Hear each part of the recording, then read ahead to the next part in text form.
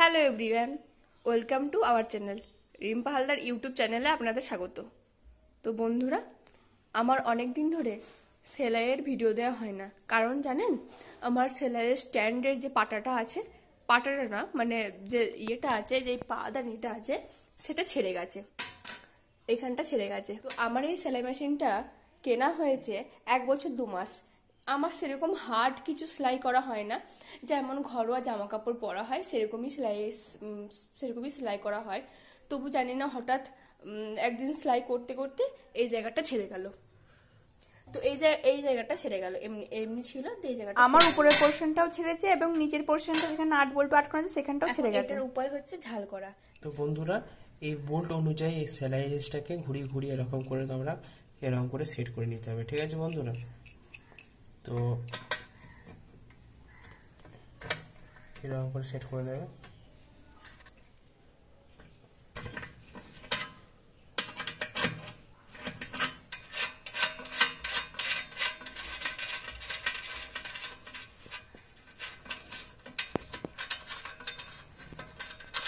তো দেখো বন্ধুরা, এটা খুলে গেল, ঠিক আছে বন্ধুরা?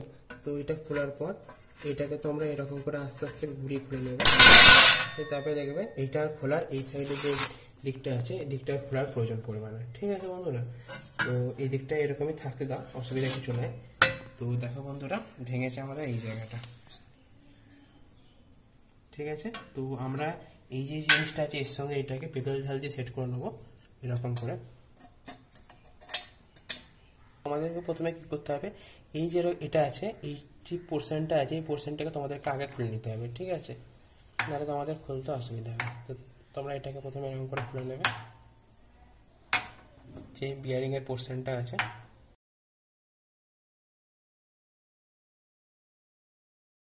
তো দেখো বন্ধুরা, এখানে একটা নাট আছে, এই নাটটাকে তোমাদেরকে যত্ন করে রেখে দিতে হবে।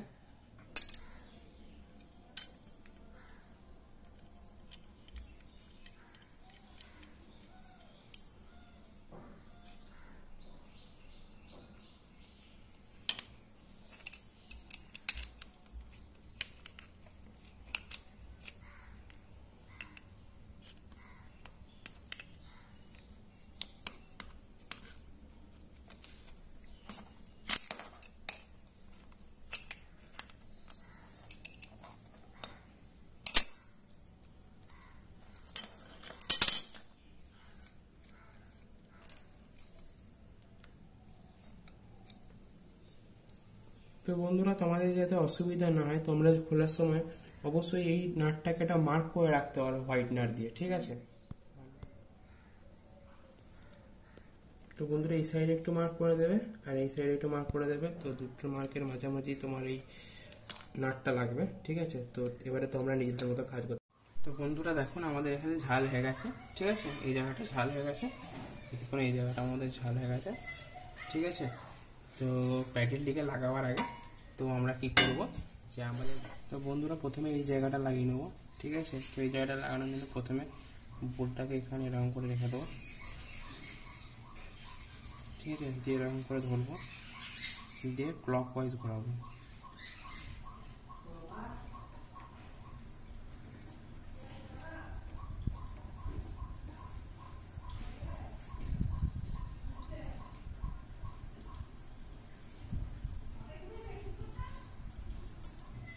ঠিক আছে? তো প্যাডেলটিকে লাগাবার আগে তো আমরা কি করব, যে আমাদের যে বোল্টটি আছে এখানে এখানে মার্ক করে রেখেছিলাম, সেখানে পরিয়ে নেব, ঠিক আছে? তো এখানে লাগিয়ে নিলাম, দিয়ে এবারে কি করবো আমরা, এবারে বন্ধুরা এখানে পরিয়ে নেবো এরকম করে, ঠিক আছে? তারপরে আমরা কি করব, এখানে লাগাবো, তারপরে আমরা কি করবো বন্ধুরা, এখানে লাগাবো।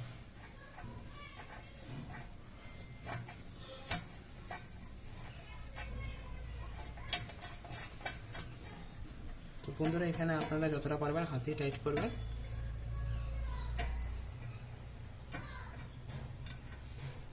ঠিক আছে বন্ধুরা? এখানটা করে হাতে টাইট করে নেবেন যতটা পারবেন মোটামুটি, ঠিক আছে?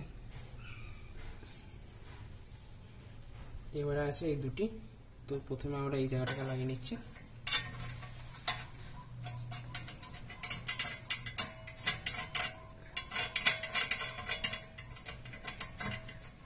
তো বন্ধুরা প্রথমে রেঞ্জটাকে এরকম করে লাগিয়ে নেবেন, ঠিক আছে, যতটা পারবেন। তো তারপরে এরকম করে লাগিয়ে নেবেন। গায়ের জোরে টাইট করবেন না, যতটা আপনার হালকা করে মনে হয় মিডিয়াম রেঞ্জে টাইট করবেন, ঠিক আছে। বাস হয়ে গেল 1 নম্বর।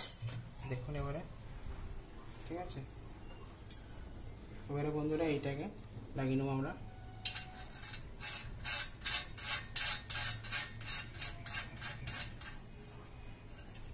তো বন্ধুরা এবার এটাকে আমরা টাইট দিয়ে দেবো।